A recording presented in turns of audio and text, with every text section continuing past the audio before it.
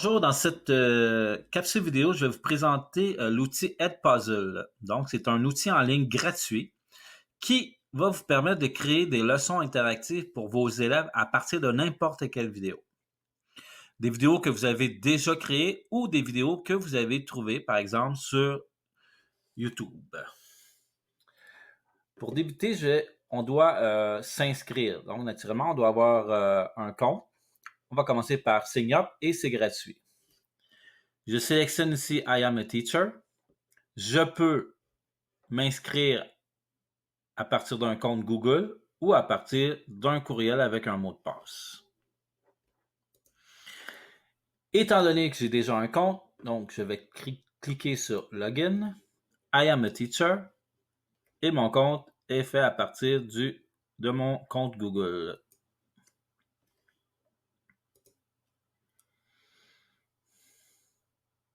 Et voilà ici le contenu de mon compte Edpuzzle. Alors, si nous voulons créer une leçon interactive pour nos élèves, nous allons cliquer sur Add Content et nous allons sélectionner Create a Video. Nous allons aller chercher un lien vidéo sur le site de YouTube. Maintenant, donc j'ai sélectionné la vidéo sur la romanisation. Je vais cliquer sur Partager et je vais copier l'adresse ici.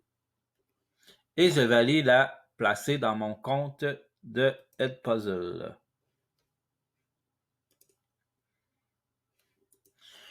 Alors, je vais coller le lien ici. Je vais sélectionner Search. Et voilà la vidéo que je suis allé chercher à partir de YouTube. Ici, vous avez trois outils qui vous sont proposés. Vous avez l'outil Cut, l'outil VoiceOver et l'outil Question. Commençons par l'outil Cut. Ici, vous avez une petite ligne blanche verticale. Quand je clique dessus, on va l'arrêter.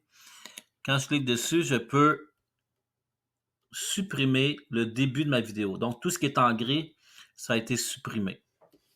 Donc, si ma vidéo, je la trouve trop longue, je peux raccourcir ma vidéo. La même chose ici, la fin de la vidéo.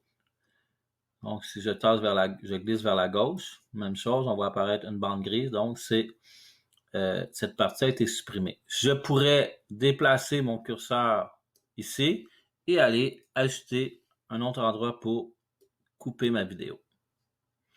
Donc, ça, c'est la fonction Cut. Je vais glisser mon curseur au début. Maintenant, nous allons aller voir l'outil VoiceOver. Donc, c'est l'outil qui me permet d'ajouter ma voix ou superposer ma voix sur celle du narrateur.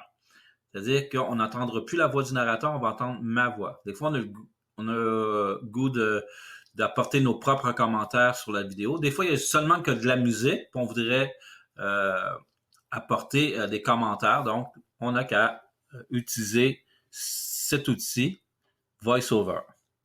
Nous, ce qu'on va faire, je vais ajouter ma voix en début parce qu'il n'y a pas il y a rien. Le narrateur ne dit rien. Donc, je clique sur Start Recording. Réalité 4. La romanisation, l'Empire romain au 2e siècle. Partie 1. Situation dans l'espace et dans le temps. Voici la ligne du temps de l'histoire. Place au narrateur. Et là, je clique sur Stop Recording. Et là, je peux aller écouter, voir si ça me satisfait. Réalité 4. La romanisation, l'Empire romain au 2e siècle. Partie 1. Situation dans l'espace et dans le temps. Voici la ligne du temps de l'histoire. Place au narrateur. Si je ne suis pas satisfait, vous avez la poubelle ici. Vous cliquez sur la poubelle et vous pouvez recommencer. Donc, ça, c'est la fonction VoiceOver. Maintenant, nous allons ajouter des questions. Il y a 3 possibilités dans les questions. Soit des questions à choix multiples, soit des questions ouvertes, et aussi on pourrait insérer une note, soit une note écrite ou une note audio. Par exemple, vous voulez ajouter un complément d'information. Donc, on va choisir choix multiple et nous allons repartir la vidéo. Les fondateurs de Rome seraient deux jumeaux, Romulus et Rémus. Alors, la question c'est comment se nomment les jumeaux?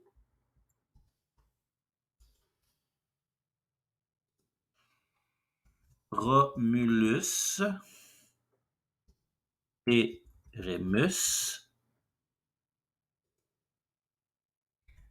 Roméo et Juliette. On va rajouter un troisième choix. Charles et Antoine. Et naturellement, il ne faut pas oublier d'aller cocher la bonne réponse. Et vous voyez ici, et là, vous cochez celle qui est la bonne. Et après ça, on sauvegarde. Enfin, et on continue la ils auraient présentation. été abandonnés puis sauvés par une louve. En réalité, la fondation de Rome est plutôt issue de la réunion de plusieurs villages situés près du Tibre, un fleuve important situé en plein cœur de la péninsule italienne. En moins 509, Rome est devenue une importante cité-État de la région. Ici, on pourrait rajouter une note. Par exemple, Rome est une cité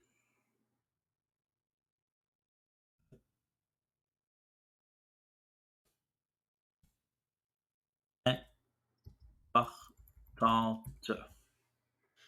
Là, comme j'ai dit tantôt, on pourrait aussi on aurait pu l'insérer de façon audio. Et on enregistre l'information. Cette année-là, et on peut continuer. les Romains chassent les rois pour établir une forme de démocratie qu'on appelle. Lorsque notre travail est complet, on n'a qu'à cliquer sur Finish. Et ici, nous allons écouter la version finale. Réalité 4. La romanisation de l'Empire romain au IIe siècle. Partie 1. Situation dans l'espace et dans le temps. Voici la ligne du temps de l'histoire. Place au narrateur. Les fondateurs de Rome seraient deux jumeaux, Romulus et Rémus. Enfin, et ici, voilà, vous avez la première question. Donc, comment se nomment les jumeaux? Romulus et Rémus. Donc, on va choisir cette réponse. Et donc, on a 100%. Et on continue. Enfin, ils auraient été abandonnés puis sauvés par une louve. En réalité, la fondation de Rome est plutôt issue de la réunion de plusieurs villages situés près du Tibre, un fleuve important situé en plein cœur de la péninsule italienne. En moins 509, Rome est devenue une importante cité-État de la région. Et ici, nous avons la note supplémentaire qui est Rome est une cité-État importante. Et on peut continuer. Cette année-là, les Romains chassent les rois pour on va arrêter. Et voilà, c'est donc la version finale de ma présentation. Si je suis satisfait, je clique sur Assign.